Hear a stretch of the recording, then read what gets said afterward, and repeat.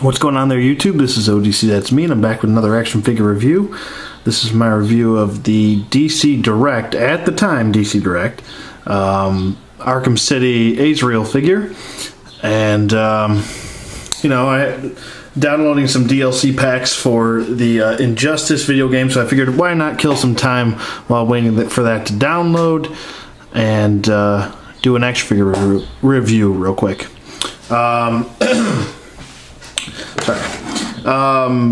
So this guy looks really great, and I also wanted to add in a couple points at the end of this review of just some stuff coming out that I want to talk a little bit about Arkham Origins, some stuff with that, because I haven't really given any updates on that video game at all. So, but let's get to the figure review real quick. This guy looks really great. He actually doesn't go for very much online, very much at all. Even though he's a very well done action figure, I think. He's got loads of detail. You can see all the sculpting, all the time and effort went into his shoulder pad here and his blade. He does have blades on his gauntlets, but they are pretty warped from when I opened up the package. Try to be very careful with this very small one over here, because it's literally hanging on by a thread. Like, if I put any pressure on it, it's probably going to pop right off. So, and yeah, literally, she can't talk today. Literally hanging on by a thread. So, I just kind of leave it, even though it's a shame that these are so, warped from the packaging. They just don't stay. They all mold together. So, with that being said, I really like his overall costume here. It's probably one of my favorite from the game besides Batman. I would say it's probably up there with Batman. All the detail, the attention to detail on his gauntlet, like I said, his shoulder pad. I really like the way his the cross looks on him, and he's got his knee pads here, and he just looks. He looks like an assassin. He looks really, really cool. He's really got a nice look to him. Especially like the mask with the hood, and it looks really nice. Everything looks really good. I mean, you can definitely tell this is Azrael, and he looks very good. He actually has a darker skin complexion, as you can see here. He looks like he's I don't know, African American or black or whatever, but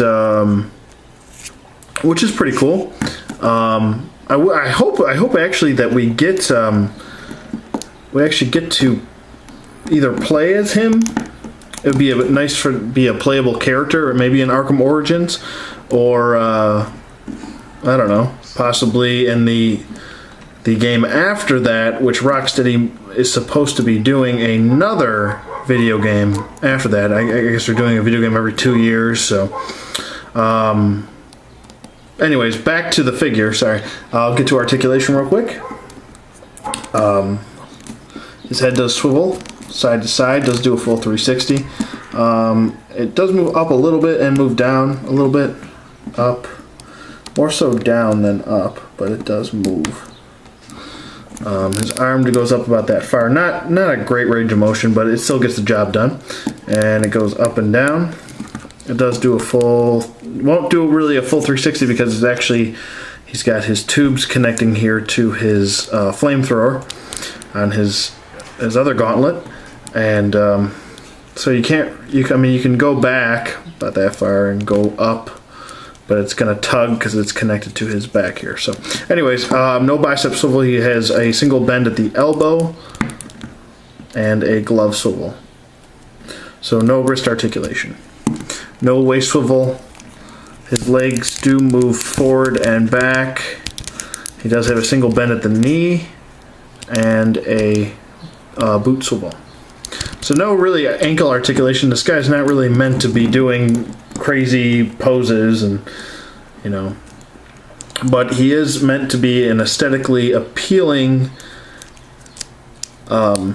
figure, and he definitely nails that with, especially like his don't know if you consider this a cape, but it's very traditional to his original look as Azrael before he became Azrael Batman. Even when he was Azrael Batman, he still had those big wings that were separated and went kind of like that all the way down. But he also comes with his sword here, and if I can take it out of his hand here, that's his sword, and it does come with a sheath. Already the sword in the sheath, and it does have a holster on the side here, as you can see right there. A little holster for it. And here's his sword, which is in the sheath. You can't take it out. It's molded in.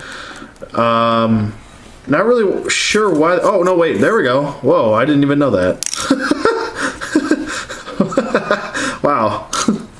I did not know that. Okay. Well, I guess you could take the sword out of the sheath. I've had this figure for almost, I don't know, about over a year, and I didn't know you could take the sword out of the sheath. Okay, well, there you go. So, it's a good thing I did the review then.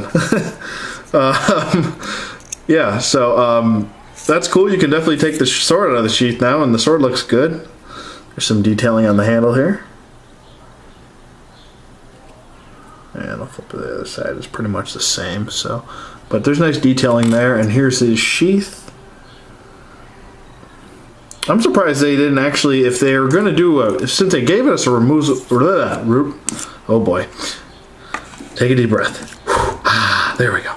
Okay. Since they gave us a removable sheath, I'm surprised they didn't just have this attached to the side. It's actually pretty nice that it's actually a separate piece. Kind of surprising. Usually toy companies try to cut costs and just toss a sheath on the side, or just, I'm surprised they actually gave us a separate sword in there. So that's a big plus for from DC Direct. Thank you. Or DC, I'll call it DC Collectibles. Screw it. But his gauntlets look really great. Let me get into his gauntlets here. They look really, really nice. I like the flamethrower effect on there. I was never actually a really big fan of the Azrael character. He just seemed a bit over the top.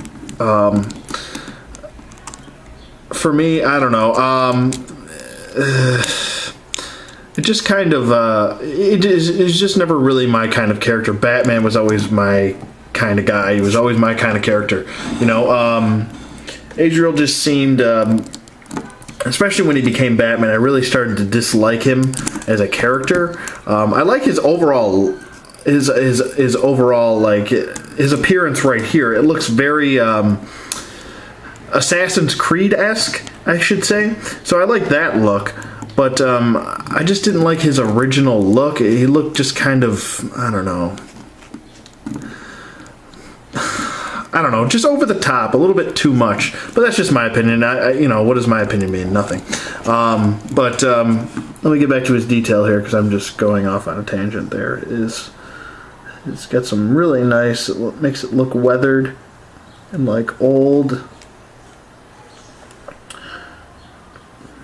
His face sculpt looks good. The eyes look really good. Really like the eyes. Look cool. A lot of shading on the hood there. Here's the other side of his gauntlet. Look at all that sculpting. That's just great. Go back to his shoulder pad there. And he's got grenades on his belt here with his sword. And his knee pads, they look a little weathered and beat up. He's been through a battle or something. He's got taped up boots. So yeah, he does look really great. If I had to rate him, especially me now knowing that this sword is removable, which is really nice, I'd probably give this guy a 9. I think he's a really, really well done figure. A little bit of a lack of articulation in here, but you know what you're getting with these DC Direct figures, or I'm sorry, excuse me, DC Collectibles figures. You pretty much know what you're getting with these guys. You're getting a statue, basically, a display piece, and that's basically what you're getting. So this guy's, you know, like I said, he's relatively pretty easy to find. He's got a great look to him. Hopefully he's in the Arkham Origins maybe they'll give him like a little starring, a side mission or something like that. But it'd be nice to see, Batman maybe either square off with Azrael or team up with Azrael. That would be pretty cool to see, and that would be nice, like a nice little Nightfall nudge to Nightfall, or maybe they'll add Azrael in with the next video game. But it's just kind of weird that it doesn't seem really like they're going to put him in Arkham Origins, but it'd be nice if they did, just to, like I said, give a little nudge to Nightfall, or just to see. Well, actually, no, it doesn't make sense the way they put him in Nightfall, does it? Or Nightfall, Arkham Origins, excuse me.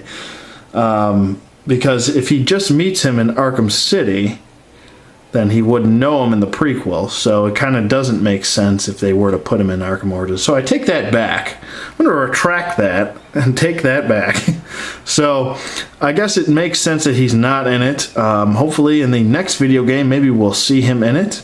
But yeah, he's definitely a great looking figure, and I definitely recommend him. And yeah, so I'm going to switch over now, do just a couple minutes, nothing too crazy, about just some Arkham Origins discussion with the video game and the action figures coming out. And I wanted to actually talk about the action figures because today was released a pre-E3. If you go out and check out, I believe it's the Arkham Origins on YouTube. They have their own channel.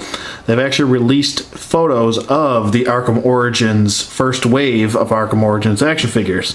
And it includes, as we've seen before, Black Mask, which I'm a huge fan of Black Mask. I'm so happy that he's like the villain in this video game coming out. And obviously Batman. I love Batman's new look in this. It makes him, it gives him a completely different look, and I really like the change. And there's also Joker, and Joker looks really cool. And Bane's got a brand new look. He looks really nice, very traditional. He does have the open mouth mask, which is kind of, not my cup of tea. I kind of like the closed mouth, but either way, I think the figure looks really great.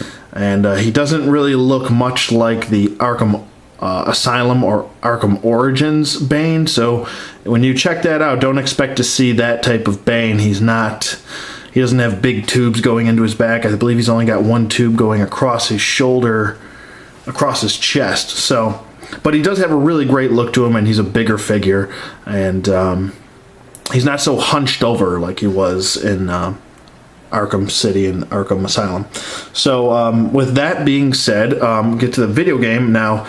There's supposed to be 8 assassins. I wanted to see what you guys thought would be the 8 assassins. I know there's supposed to be Anarchy is supposed to be in it. A lot of people seem to think that Talia al Ghul is going to be in it, but I don't think she's going to be a part of it.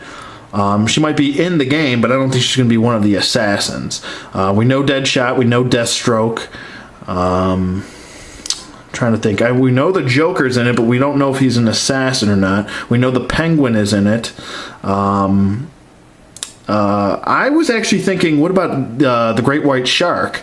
That would be something as a new character and someone different to bring into the Arkham story lore, or the Arkham franchise, to bring that in there.